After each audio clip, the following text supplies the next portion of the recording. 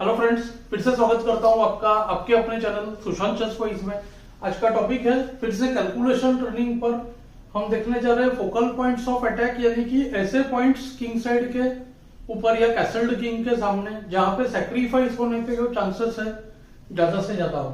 तो ये पोजीशन है व्हाइट टू प्ले। पिछले लेसन में मैंने ऑलरेडी एक्सप्लेन किया हुआ है फोकल पॉइंट कैसे चुने, तो उस डिटेल्स में नहीं जा रहा हूं।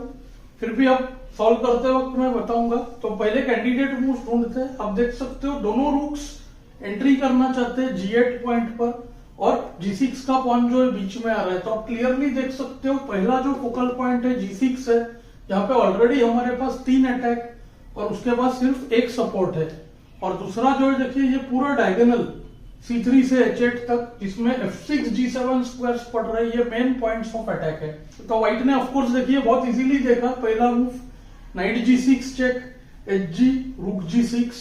अब थ्रेट बन रहा है रुक G8 चेक का, Ke7 उसको रुक G7 चेक। क्यों? नाइट टेक्स G7 करते ही Bf6 चेक होगा और व्हाइट जीत जाएगा। हम उस पोजीशन पे थोड़ी ही देर बाद आएंगे।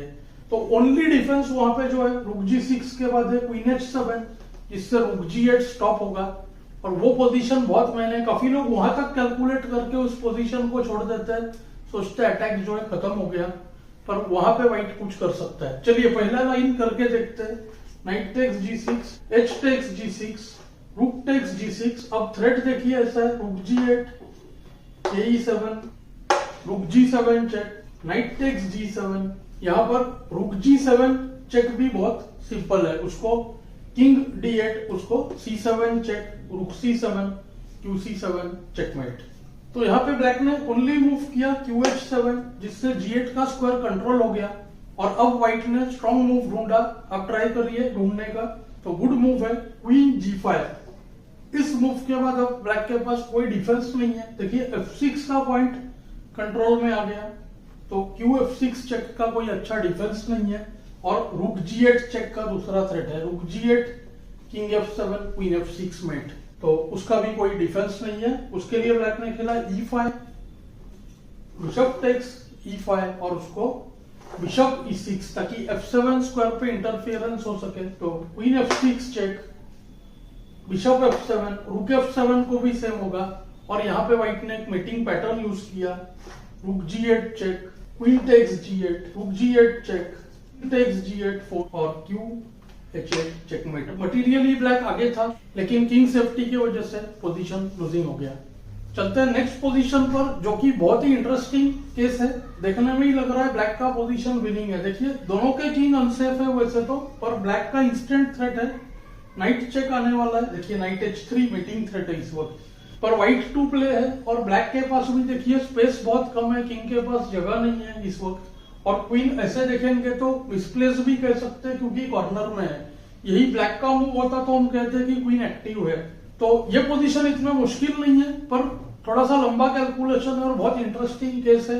एक मीटिंग पैटर्न भी बन रहा है। फोकल पॉइंट है देखिए यहाँ पे B6 का स्क्वायर, क्योंकि सारा टैक्टिक्स ब्लैक स्क्वायर पे बन रहा है। नाइट B6 पर आ सकता है, किंग जब मूव होगा तो B8 पर होगा, वो भी ब्लैक स्क्वायर है। और रुक और बिशप भी व्हाइट के ब्लैक स्क्वायर्स पर है। पर सवाल यह है कि ब्लैक की जो क्वीन है वो व्हाइट स्क्वायर पर है, उसका क्या करे और इस थ्रेट का क्या करे। तो व्हाइट ने देखिए कितना अच्छा कैलकुलेट किया। कैंडिडेट ओनली वो NB6, पर मोस्टली उसने पहले से देख रखा होगा। तो NB6 को सबसे पहला पॉइंट अगर A टेक्स B6 करे तो देखिए बहुत इजी है, आप कैलकुलेट कर चुके होंगे अब तक। रुक A2 चेक, किंग B8, एक मीटिंग पैटर्न बन रहा है, bishop E5 check, king C8 और देखिए रुक A8 चेकमेट। D7 और D6 के स्क्वायर्स गार्डेड होने की वजह से चेकमेट हो गया।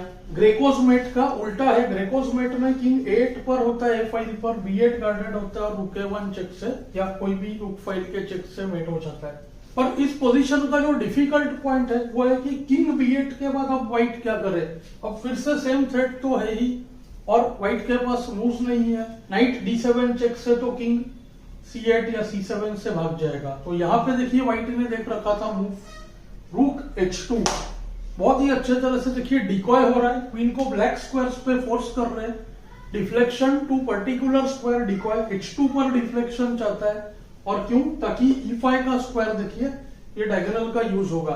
पर इसमें आगे कैलकुलेशन है, चलिए करते हैं। क्वीन h2, उसको bishop e5 check, queen takes e5 forced, knight d7 check, kc7, knight takes e5, queen वापस मिल गई। पर फिर भी ऐसा लग रहा है नाइट h3 के बाद ब्लैक जो है पॉन अप है, लेकिन वहां पे व्हाइट के पास देखिए सिंपल मूव e7, और क्या ये पॉन क्वीन हो जाएगा? अगर आप इमेजिन कर पा रहे हो तो आप देखोगे नाइट e5 है, पॉन e7 है, तो दोनों स्क्वायर्स गार्डेड है, किंग पहुंच नहीं सकता, नाइट h3 पर है, तो फोर्स क्वीन होगा। चलिए मूव करके देखते हैं। Queen h2, bishop e5 check, queen takes e5, knight d7 check, kc7, knight takes e5। अब ओनली मूव nh3, नहीं तो नाइट अटैक्ड है, तो नाइट h3 या नाइट e2 दोनों को ही e7, और यहाँ पे अब कुछ है ही नहीं, नाइट g5 को e8 क्वीन और व्हाइट विनिंग। पोजीशन ज्यादा मुश्किल नहीं था पर बहुत ही इंटरेस्टिंग था, तो मैंने सोचा इसको कवर करते हैं। और पैटर्न समझाने के लिए भी b6 स्क्वायर पर सेक्रीफाइस टिपिकल केस बन रहा था। आगे चल के पोजीशंस और डिफिकल्ट होने वाले हैं। मुझे उम्मीद है आपको ये लेसन पसंद आया होगा, मुझे कमेंट्स में जरूर बताएं। Thanks for your time.